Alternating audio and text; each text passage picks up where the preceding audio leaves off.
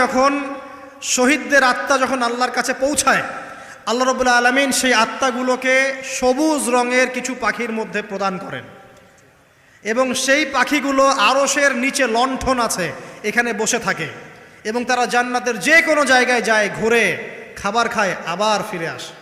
আল্লাহ পাক তাদেরকে বলেন যে তোমরা কি চাও, তোমরা কি চাও? শহীদরা কিচ্ছু বলতে পারে না, কি চাইবো, আল্লাহ এত নিয়ামত দিয়েছেন, কি চাইব?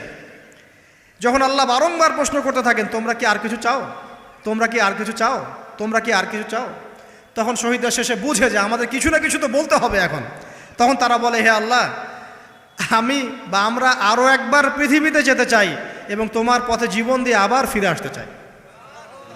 আল্লাহ পাক বলেন এই সুযোগ তো আর নেই, অতএব তোমাদের আর কিছু চাওয়ার নেই, তোমরা এখানেই থাকো। আরেকটা হাদিস শোনেন, রাসূলুল্লাহ সাল্লাল্লাহু আলাইহি ওয়াসাল্লাম বলেছেন, এই হাদিসটা ওমর রাদিয়াল্লাহু আনহু থেকেও এসেছে, হে মুসলিমরা, তোমরা যদি